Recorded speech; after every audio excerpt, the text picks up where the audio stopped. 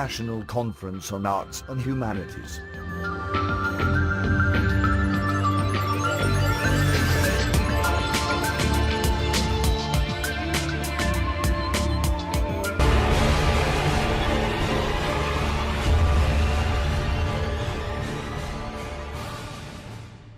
I will start with asking them some few questions. And the questions will include, why are students who choose to read art cajoled?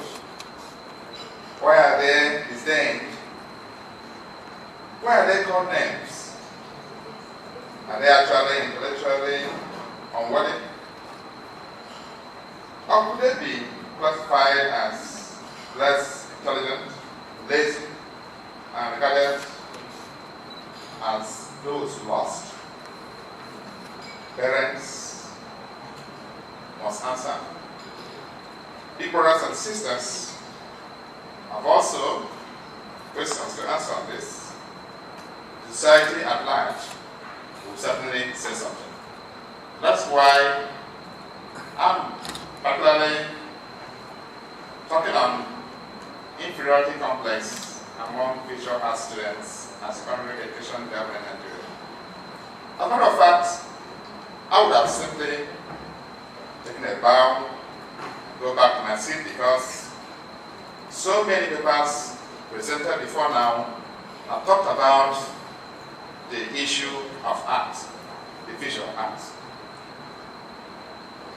But I wouldn't do that because I'm talking about the complex that the students tend to face, particularly in Nigeria.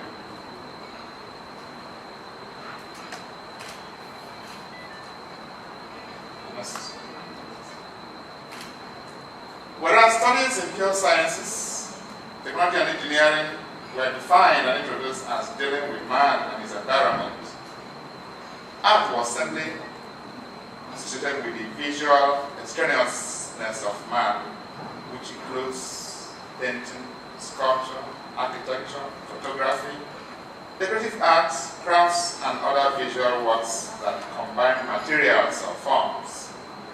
As if that was not enough, we went further to annex such other pastime creative activities like dance, drama, and music to include art. Perhaps that is why it is looked at as something that does not require so much of intelligence. But could that be true? In order to ensure that the subject is compounded with irreconcilable ambiguity, it added that art could simply refer to the skill in almost any activity, such as the art of bread making or the art of travel.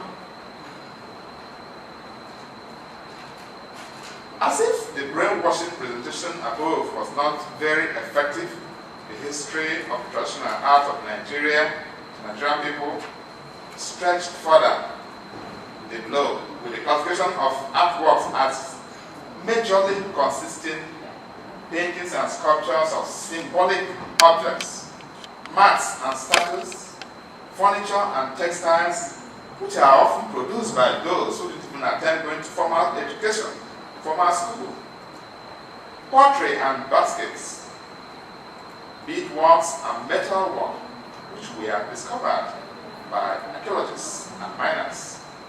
These are works of people who never went to school. And therefore, there was no need encouraging someone who is spending the parents' money in the secondary school education to go into this exercise of studying art. That these men and women who never went to formal education were able to create the fascinating artworks did not help matters anyway. It was therefore seen that there was no need wasting that much time and money if people didn't go to school to create such beautiful works. As a matter of fact, the works on display in the slide there were not produced by professors in the visual art, painting, or sculpture. As we will see in some other works, but they are really very exciting works. And that could be the reason why people came with that criticism. be necessary to visit the goals of national policy on education, as Nigeria, a free and tolerant society, a free and democratic society, a united, strong and self-reliant nation, a great and dynamic economy, and a land full of bright opportunities for all citizens. That's what was captured, or what is captured in the goals of national policy on education in Nigeria, particularly at secondary school education level. Every curriculum is fashioned to match the above stated goals, whether it is meant for primary education or tertiary education in Nigeria. Unfortunately, those who are trusted with the implementation of the policy so that the set goals could be achieved often run a goof, hence making the system to remain malnourished. A number of people have talked about the standards and the problems associated with that in education, but I want to take us to another view of educational administration and management. We define education to mean a tool or a necessary weapon for every human being to acquire for the purpose of navigating this complex world without which the individual may get lost in it or live in darkness without being blind, which means it was to give somebody a tool. And if such a tool cannot be found in art, where else can we find it? This view about what education should address is fully realized in a system that is all-inclusive, where everyone is encouraged to exist and independently too, as ICOAH 2009 would present. The effect of the wrong notion about art and visual art, for that matter, has resulted in the underscoring of the contribution of art in humanity and society at large. Papers presented earlier had all spoken about the value and the contributions of art to science, technology, and all that. I wouldn't have to waste our time on that. I will simply go to the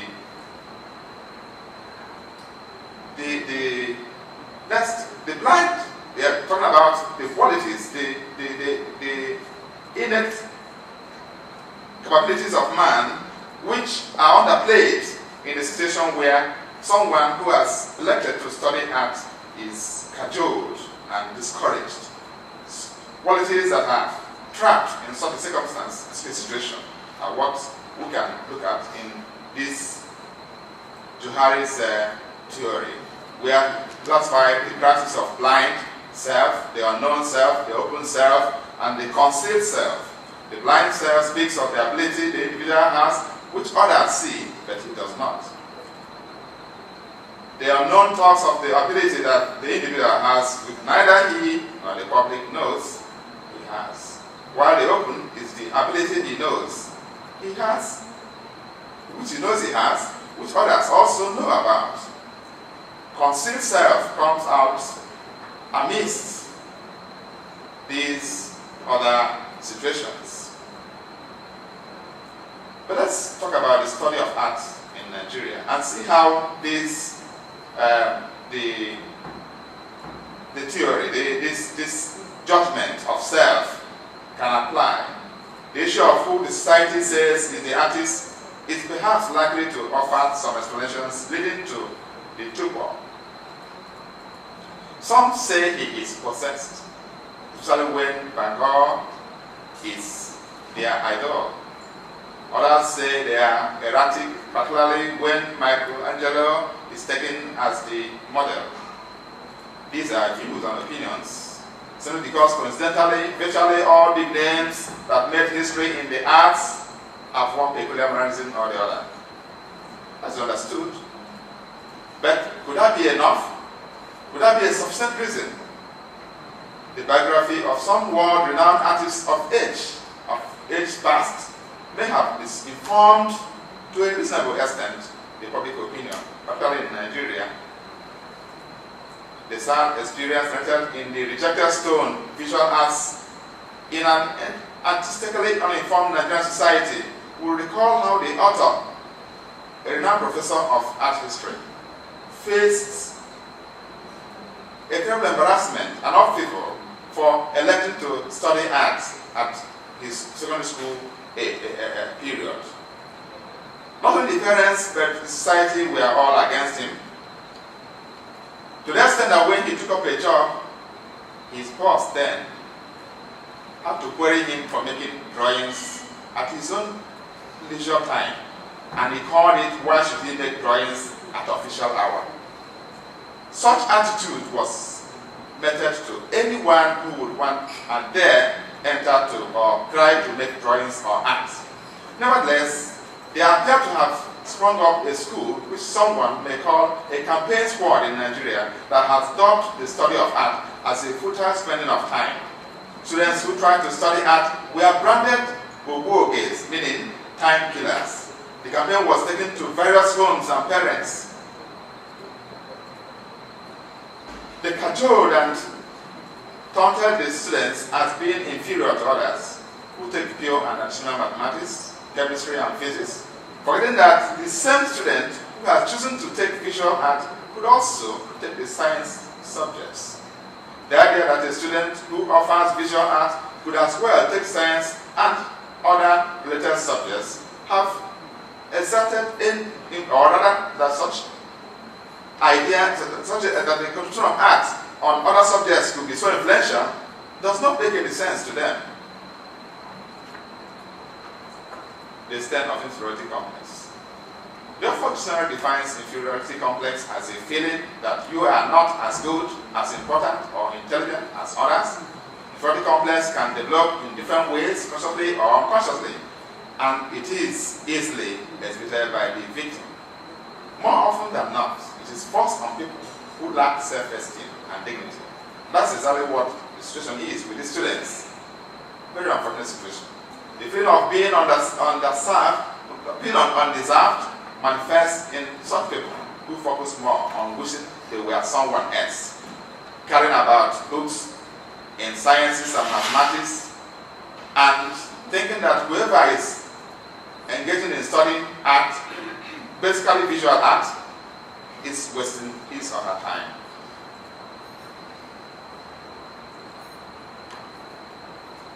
The Nigerian art scene, a review. Art in the service of politics in Nigeria. Where did we get it wrong? How does the public perceive art and artists? Those who try to limit the definition of art to a product of creative human activity in which materials are shaped or selected to convey an idea, emotion, or visually interesting form without the necessary details about creative human activity. We are too selective. They pretended to have no idea that the source of some prototypes and working designs and charts for sciences and engineering and technology are traced to the creative products of the artists. Despite the echoes of the alarm raised by Chief Aina Nagolo, the foremost Nigerian modern artist,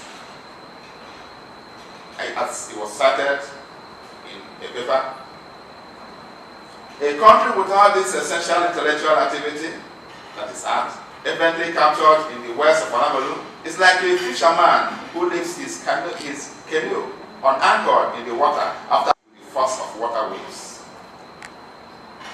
In another development, the foremost president of Nigeria, ICOAH, would be quoted as having said, "No modern society can develop industrially or meaningfully without art."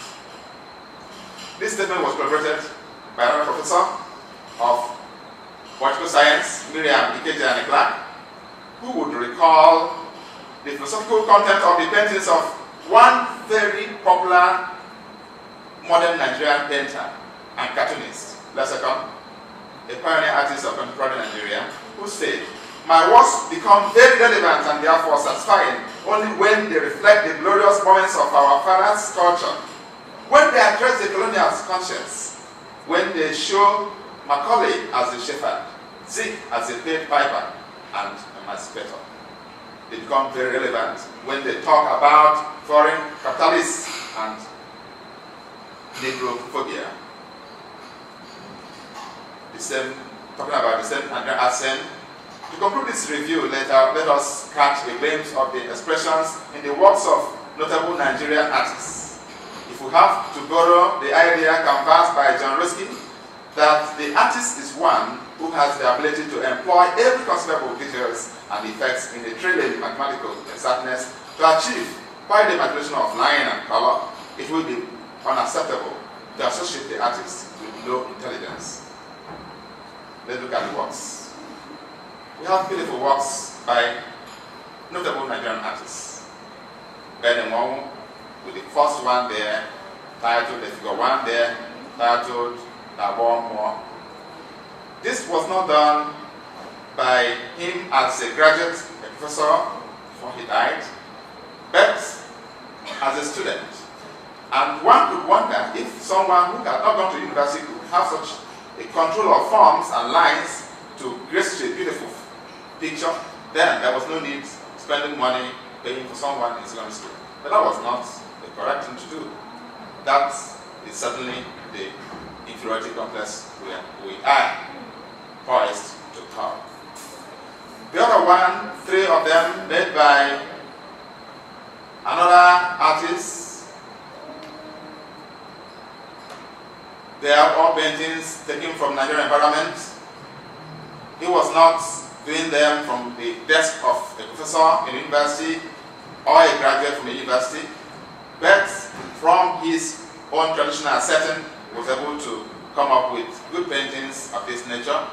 That was also another element of giving an impression that you don't need much education to be a beautiful and a great artist, a celebrated one for that matter. But that's not all that we should be talking about. As we have all the works, let's come to a conclusion. What are the hidden impacts of art and artists to both the individual and the society? Apostle Paul will write in his letter to the Corinthians in the Bible, there are many different gifts, but it is always the same Spirit. There are many different ways of serving, but it is always the same Lord.